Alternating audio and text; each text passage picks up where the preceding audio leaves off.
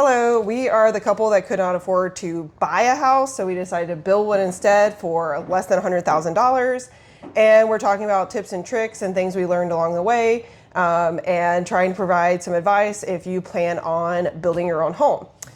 So in this episode, we're talking about planning the house itself, and our first big topic is setting a budget. So if you've watched the other videos, you know that I am type A when it comes to money, and I like to undersell everything. So when we bought the camper, I wanted to only spend $6,000. We ended up spending $8,000. When we bought the property, I wanted to spend far less than what we did. We ended up spending around $30,000 on the property itself. And then when it came to building the house, again, we've never built a house before. We have purchased a house before. I thought we would only spend about $80,000. That was my goal. That was the number that I had set, which to everybody we talked to, they thought I was insane. But there are lots of things that go into building a house. Lots of things. These are all of our drawings and our receipts from building the house and plans from building the house. So there's a lot that goes into building a house that I wasn't considering when I suggested that we would only spend $80,000. Again, we did spend less than $100,000. The last running total was around $95,000 to build the structure. So we're gonna just talk about like the budget. So what do you think about? What did you think about when I said we're gonna build a house for $80,000? I didn't know what to think. I didn't really have much of a reference point. I mean, the first house we bought in Albemarle, that was $80,000, right? 75, yeah, 80. Yeah, 75, 80,000 for everything completely finished for us to move in. 1950s house. Yeah. Small little house in a mill village. If you're familiar with southern mill villages, it was a small house there. So for me, I mean, I guess it seemed like, yeah, that's probably pretty realistic, especially if, and we both knew that we were going to be hands-on doing a lot of the labor ourselves. Because, I mean, like with anything, labor is going to be a major expense if you're hiring stuff out. So materials-wise was all that we were really looking to actually spend money on. And then in the long run, we did end up hiring out a few key elements of the house, like the foundation work and like the drywall work, but we'll talk more about that later, I'm sure. Yeah, we'll talk specifically about each step of the process. Like once you have your property, you've graded your land, we're going to talk about that too. And then like thinking about the layers of how to build your house. But yeah, so all we had in our mind was what we had purchased our first house for, which again was like a 1950s mill house, very small, around 899 square foot. We were planning on building around 1,000 square foot. We ended up with 1,100. That's what the size of our house is now. And I had been told by other people that you can build a house for $22 a square foot, which is insane. And I think the people that were telling me that were thinking about like 1970s, 80s, and 90s prices of building a house. So I was, overshooting that estimate, but undershooting the reality, right? So when you set your general budget, it's good to be optimistic that you can do a lot of the work yourself. And also it's good to think about what's happening around you. So when in the process of building our house, we got quotes for lumber, and the first quote for lumber, the quotes are good for a certain amount of time, and we can talk about quotes if you have questions about quotes and how that looks.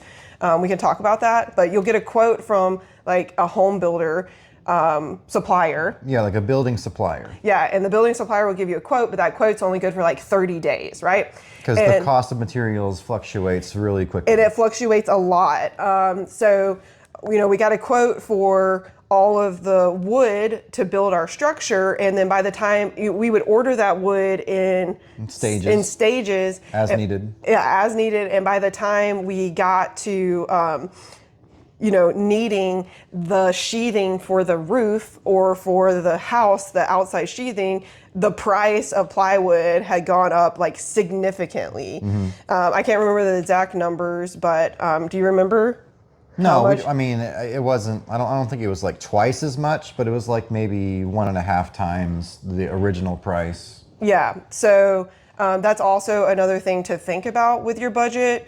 So there are lots of suggestions about budgeting for houses, but I think one of the good ones is like do an estimate and then like add at least 10% to that estimate. I know when you buy like materials, that's like you buy 10% more, but you always want to like overshoot, so you have like this bigger budget, and then make sure that you're able to fit things within that budget itself. There's always going to be hidden costs or surprise expenses along the way. Anybody that's been through a home ownership experience will tell you that. So, yeah, just try to be as realistic as possible. And as long as you have like some sort of target in mind, like we did with our 80,000, at least then we weren't like expecting to spend 200,000.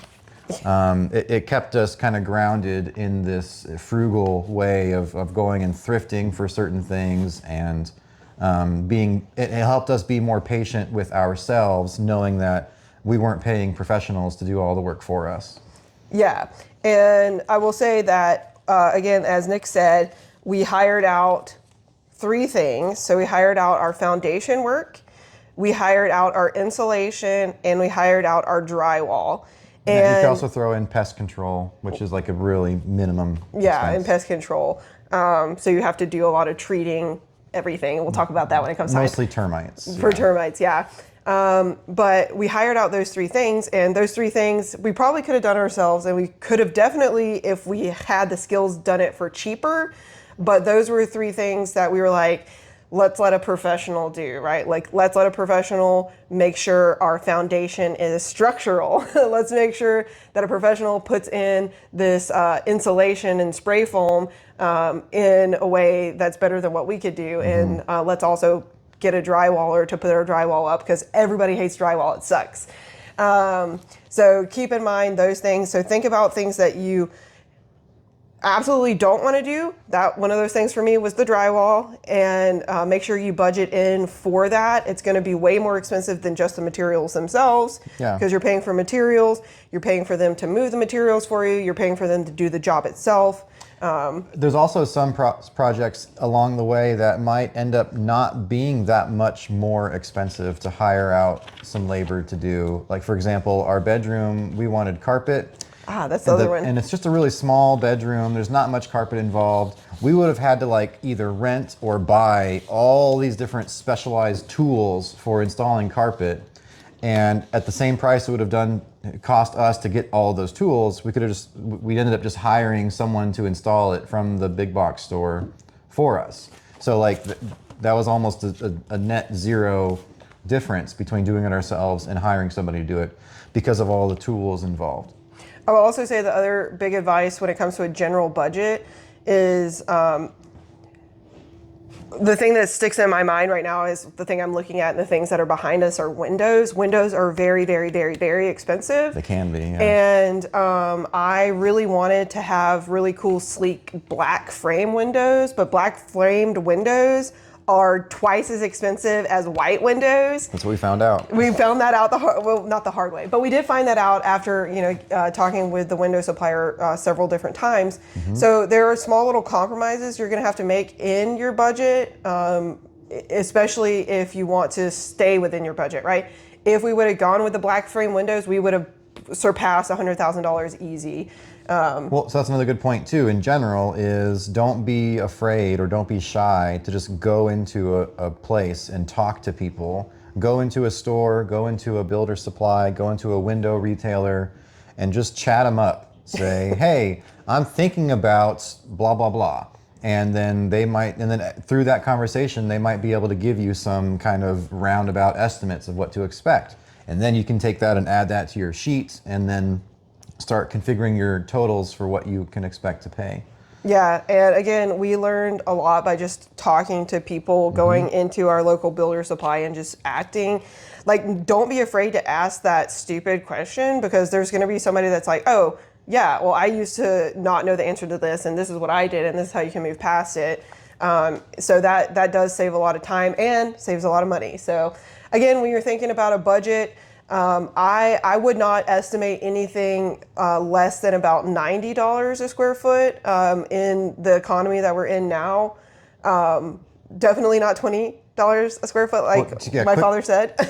quick math, if it's $20 per square foot and it's 1,000 square foot house, that's a $20,000 house. Yeah, that's not happening. That's not realistic. So yeah, $80 to $100 a square foot is probably more in the range we're in now with the 21st century. Yeah, and again, that range, $80 to $100 a square foot, that includes everything, right? The entire building, your finishes, your paint, your light fixtures, all of that. Yeah, appliances, countertops, yeah, everything like that. So that's our little rambling session about budgets. If you have any questions, again, please don't hesitate to ask us in the comment section. If you want to see more detail on all of this, we're going to be working through this in this series. But in the next part of this episode, we're going to be talking about drawings. So you buy your piece of property, you live in your camper, you're ready to start work. So how do you build a house? Like, do you buy drawings or do you make your own drawings? So that's what we'll be talking about next. Hello, we are the couple that could not afford to buy a house where we currently live, so we decided to build a house instead for less than $100,000. And we're talking about tips and tricks and things we learned along the way and things that we learned the hard way so that you don't have to. So today we're going to talk a little bit about drawings, so blueprints, also known as blueprints. I call them drawings. We're talking about whether or not you should buy some or if you should just do your own. Which you can do. Yeah, you can Turn do. it out. Surprise.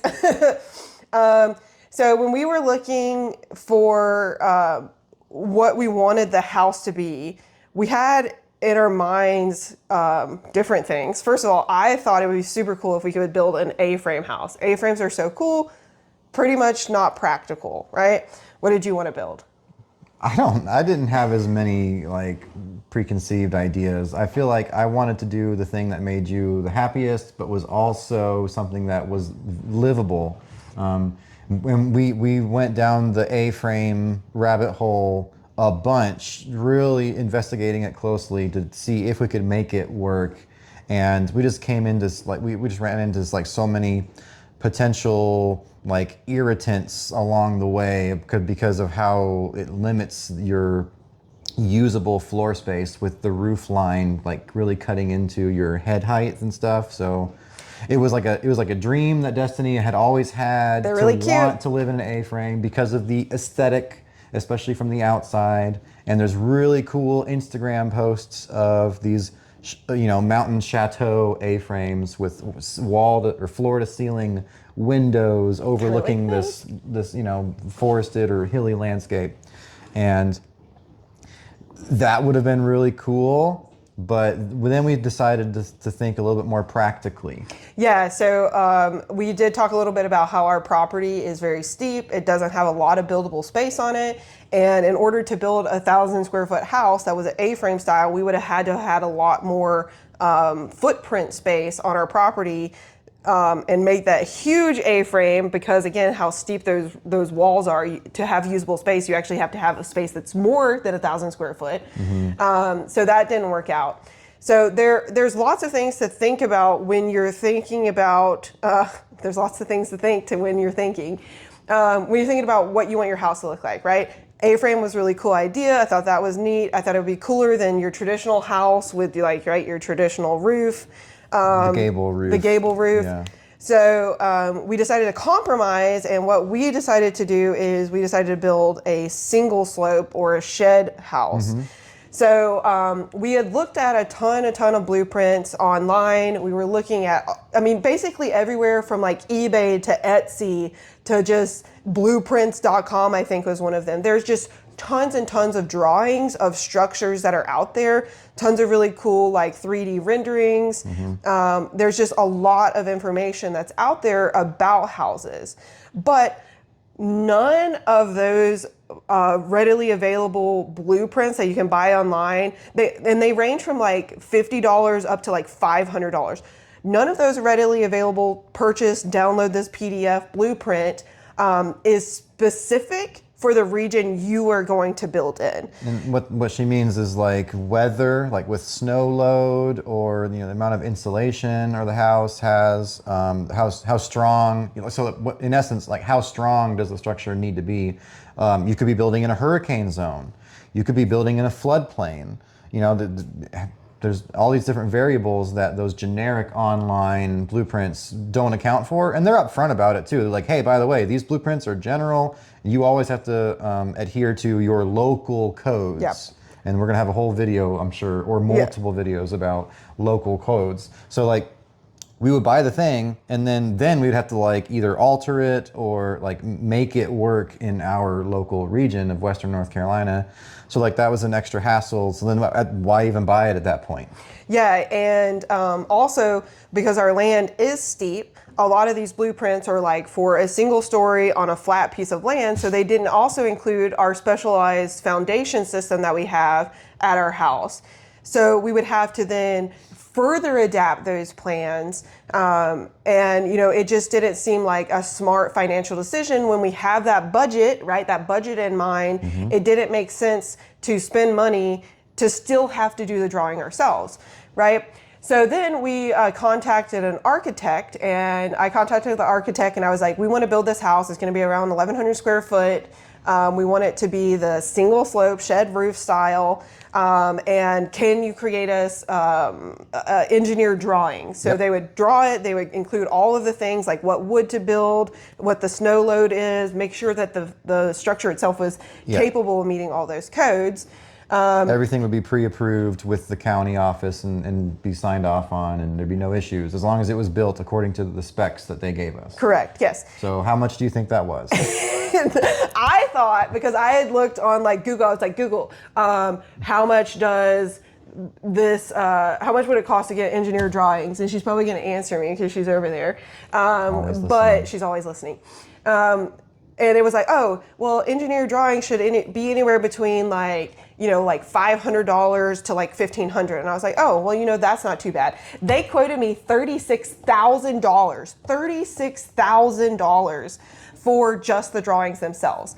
And I laughed so hard because when I was on the phone with them, they were like, yeah, it's going to be this much. But also we can't even start drawing your house for another year. They were like a year out for drawing houses. And I was like, that is insane. Like, we do not have that money. If we had that kind of money, we would have purchased a house already. And we were also kind of on a time crunch because we were in our temporary camper situation, or actually at that point we were living with the parents in the camper at the parents' house. Yep. And so like we were like, no, we can't do this for a whole year before we get started. That's ridiculous. Yeah. Let alone the 36,000. Yeah, so. It flabbergasted me to get that quote. So what we decided to do instead is we said, hey, we're really smart. We both, between the two of us, have like 9 degrees. We're really smart. We know how to think critically about a situation. And so what we decided to do is we decided to draw it yourself. So we did the old DIY method, and we have right here. Yeah, we can, for those of you watching the YouTube video, we have. These are some teasers of what we'll get into in future videos. Yeah, so we have just grid paper, and there's 3 pieces of paper here. The first one is the foundation. Then there is like the downstairs layout. So thinking about our half basement and our crawl space. And then the last drawing is our top main floor here that we're sitting in now. So we drew it ourselves on grid paper. And then when we were looking at, taking it from that top down, that plan form view of the blueprints into a 3D rendering, we moved from grid paper into, I think I did this in Excel, Microsoft Word, or maybe it was Excel. You did this in Excel. I think I did this in Excel, so you can see like the side profile, so our like half basement and our top floor and where our windows were. So that's like one side, Here's another side. Here's the back of our house, and this is the front of our house. So we drew everything ourselves, and we did lots and lots of drawings. So there's also drawings of our stud plan, where our windows are, where our king studs, where our jack studs, where everything is located, where our plumbing is, where our electrical outlets. We did all the drawings ourselves. For real. And so what we're gonna talk about in our next video is what type of detail do you need to include in your original drawing that you're going to submit to your county, because your county needs to approve that drawing. So what kind of details will you need to include? And also some things that we didn't include into our initial drawings that we probably should have. And if we do build another house again, things that we will add into those blueprints. So stay tuned. That's going to be in our next part. So thinking about details to include when you decide to draw your own blueprints.